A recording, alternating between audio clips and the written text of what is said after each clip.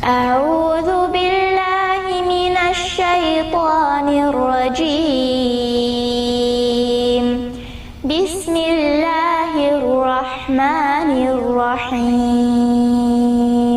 लाम लिसानी मखरज, लाम भी लिसानी मखरज है और लाम हुरूफ तरफिया कहलाता है।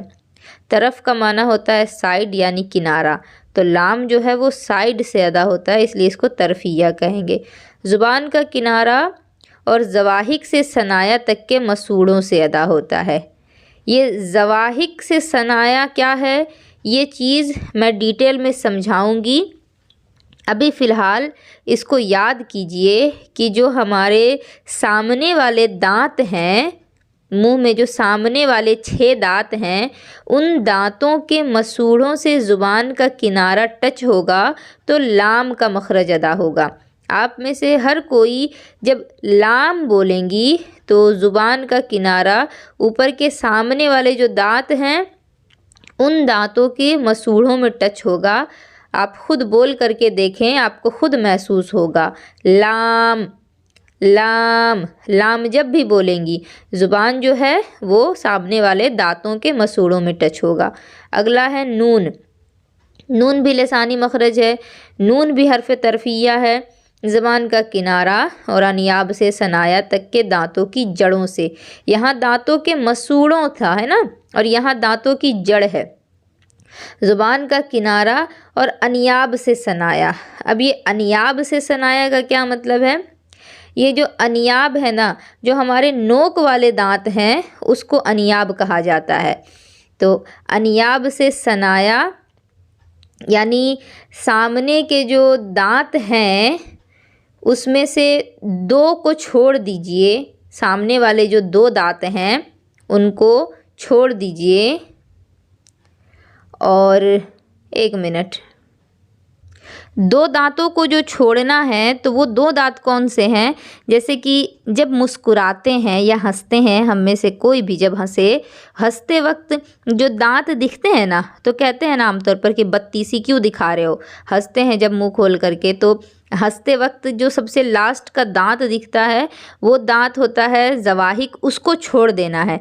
सनाया है आपका बिल्कुल सामने वाला दांत, अनियाब है आपका नोक वाला दांत। जिस तरह बिल्लियों की दांत होती है नोक वाली, उसी तरह से नोक वाली दांत। तो सामने के 6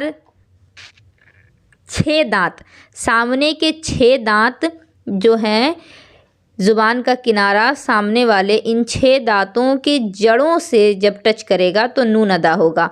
और लाम के लिए क्या था कि ज़ुबान का किनारा ज़वाहिक से सनाया था, और ज़वाहिक जो है जब इसको आप ले लेंगी तो सामने के 8 दांत हो जाएंगे। अभी इसको मैं तफसील से बताऊंगी कि ये दांत कौन कौन से हैं, इंशाल्लाह समझ में आ जाएगा। इसके बाद है रा। रा भी लिसानी मखरज है, रा भी हर्फ तरफिया है। ज़ुबान की नोक और मुकाबिल के तालु से अदा होता है। ज़ुबान की नोक यानी ज़ुबान का जो पॉइंट है, और ज़ुबान की जो पॉइंट है उसको बिल्कुल उसके ऊपर तालु में टच कीजिए। रा रा जब भी आप कहेंगी तो ज़ुबान की जो पॉइंट है वो ऊपर तालु में रगड़ करेगी, और रगड़ जब होगी तभी रा का मखरज अदा होगा। रगड़ नहीं है तो रा का मखरज भी अदा नहीं हो रहा। रा, जिस तरह मैं बोल रही हूँ मेरी आवाज़ में रगड़ आ रही है, आप लोगों को भी ऐसा ही बोलना है। अगला है तो, दाल और ता। इन तीनों का मखरज भी एक ही है। इनको हुरूफ़े नितइया कहा जाता है, ये इनका नाम है। ज़ुबान की नोक और ऊपर के दांतों की जड़ से अदा होता है। अब ये भी ज़ुबान की नोक से है, लेकिन ज़ुबान की नोक तो है और ऊपर के दांतों की जड़ से अदा होगा। जो ऊपर वाले हमारे दांत हैं उन दांतों की जड़ों में टच करेंगे जब ज़ुबान की नोक को।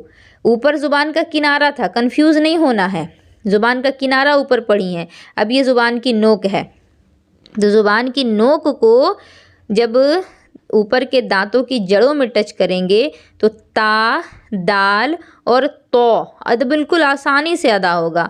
आप खुद बोल करके देखें, ता, दाल, तो, ता, दाल, तो। खुद बोल कर देखें, आपको खुद ही महसूस होगा कि आपकी ज़ुबान जो है वो दांतों की जड़ में ही टच हो रही है।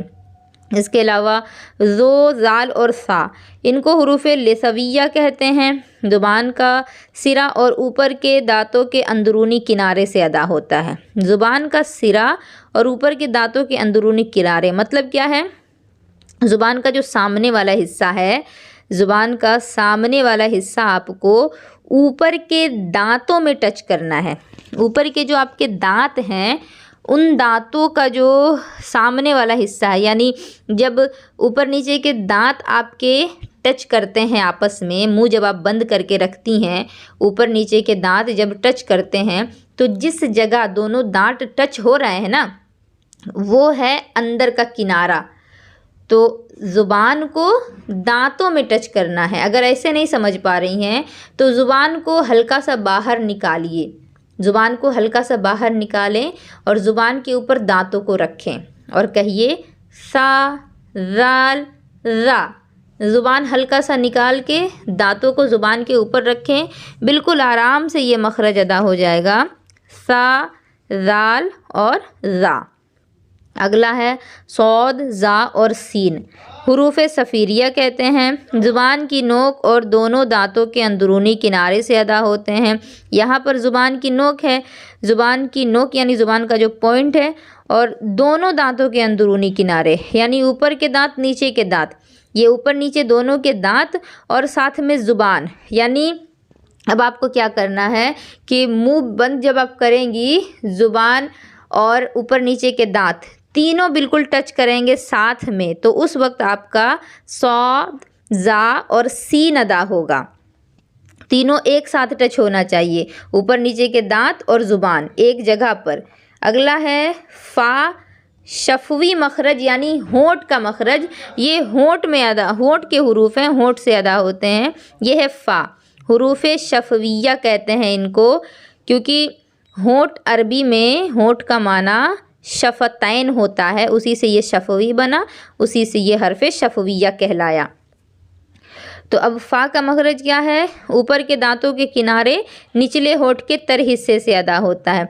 ऊपर का जो हमारा दांत है उन दांतों का किनारा आपको नीचे के होंठ में रखना है और नीचे के होंठ के तर हिस्से में।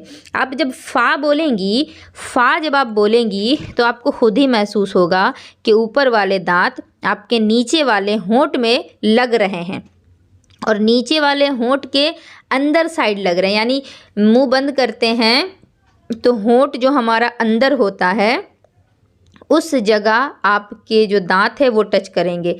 होंठ का जो बाहर का हिस्सा है वहाँ नहीं टच होगा, ये होंठ के अंदर वाले हिस्से में टच होगा। आप खुद ही बोल करके देखें, फ़ा आपको अपने दांतों को होंठ में रखना है, होंठ के अंदर वाले हिस्से में। अगला है बा, मीम और वाव, ये भी शफवी मखारिज हैं, हुरूफ शफविया हैं। बा दोनों होंठों के तर हिस्से से, बा जब आप कहेंगी ना तो दोनों होंठ बिल्कुल आपस में टच होंगे। जैसे आप कहिए अब्बा, अब्बा, अगर अब्बा कहती हैं तो आपको खुद पता चलेगा कि ऊपर नीचे के होंठ आपके मिल रहे हैं और होंठों का अंदर वाला हिस्सा, गीला वाला हिस्सा मिल रहा है। उसी तरह मीम, दोनों होंठों के खुश्क हिस्से से। अब मीम के लिए आप अम्मी कहिए, अम्मी। जब भी अम्मी कहेंगी आपके ऊपर नीचे के दोनों होंठ मिलेंगे और होंठों का बाहर वाला हिस्सा जो सूखा हिस्सा है वो मिलेगा। अगला है वाव, दोनों होंठों की गोलाई से अदा होता है। वाव के लिए कोई मुश्किल ही नहीं है, वाव बस बोल दिए, दोनों होंठ गोल हुआ, आपका वाव बिल्कुल आसानी से निकल गया।